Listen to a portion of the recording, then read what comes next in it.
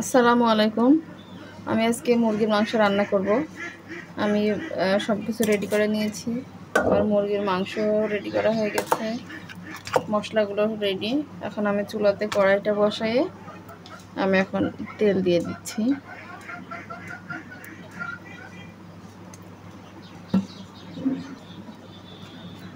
এরপর দিয়ে দিচ্ছি তেজপাতা,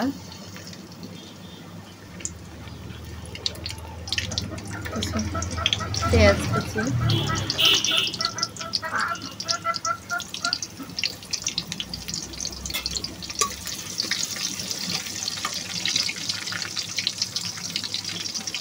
একটু নেড়ে নিব। কিছুটা নেড়ে নেওয়ার পরে এখন আমি বাটা মশলাগুলো দিয়ে দিব। মশলাগুলো অবশ্য আমি শিলপাটাতেই বেটে নিয়েছি। পেঁয়াজ বাটা, প্রথমে পেঁয়াজ বাটা দিয়ে দিলাম। পেঁয়াজ বাটাটা দেওয়ার পর কিছুক্ষণ নেড়ে নিলাম। নেওয়ার পরে এখন আমি রসুন বাটাটা দিয়ে দিব পরিমাণ মতো।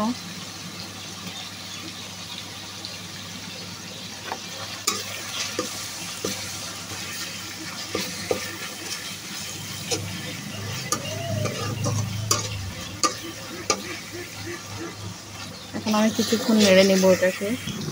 কিছুক্ষণ নেড়ে নেওয়ার পরে এখন আমি একে একে অন্যান্য মশলাগুলো দিয়ে দিব।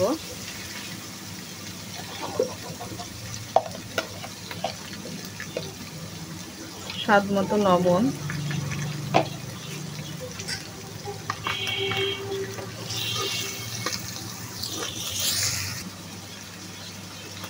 পরিমাণ মতো হলুদের গুঁড়া,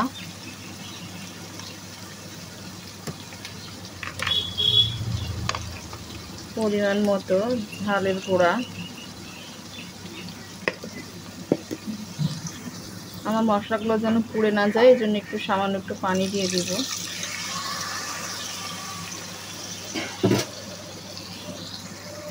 এখন আমি পরিমাণ মতো জিরা গুঁড়া দিয়ে দেব।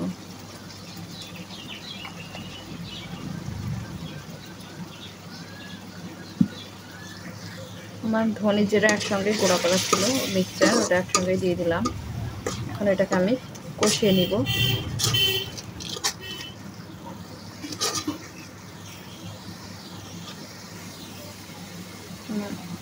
আদাটা আর এলাচ ফল থেতো করা দিয়ে দেব।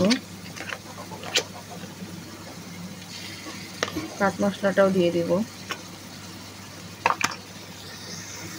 কয়েকটা কাঁচামরিচ দিয়ে দিব, একটু ভেঙে দিয়ে দিলাম। এখন মশলাটাকে ভালোভাবে কষিয়ে নিব।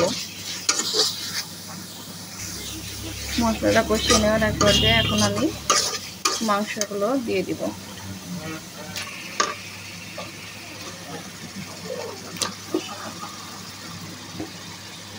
মাংসগুলো দিয়ে এখন আমি এই মাংসটাকে মশলার সঙ্গে একটু কষিয়ে নেব।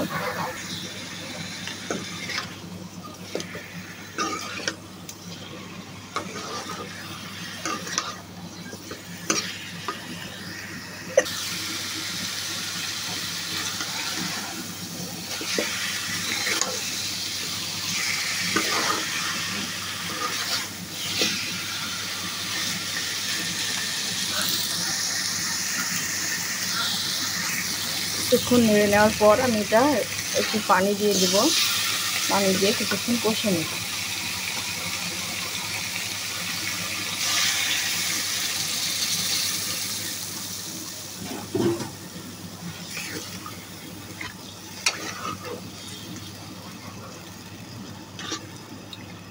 এটাকে এখন আমি ঢাকা দিয়ে দিব। কষানোর মাঝে একটু ঢাকাটা উঠায় নেড়ে দিব। নেড়ে ছেড়ে দিতে হবে, নাহলে তলে লেগে যেতে পারে মশলাটা।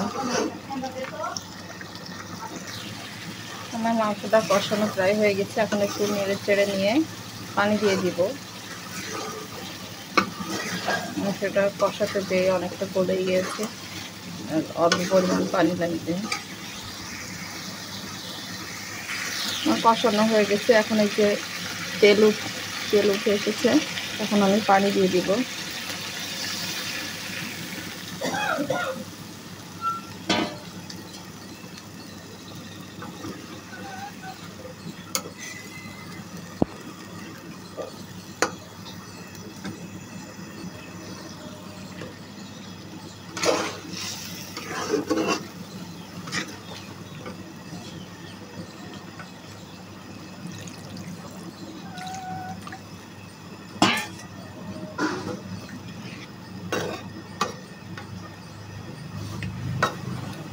আবারও ঢেকে দিব।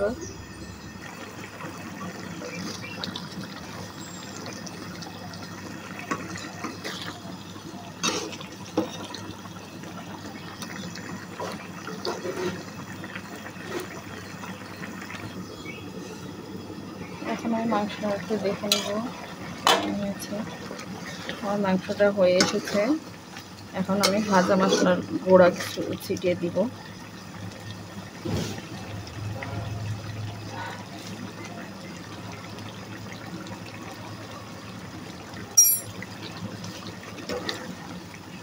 নেড়ে চেড়ে একটু বসিয়ে নামিয়ে নিব।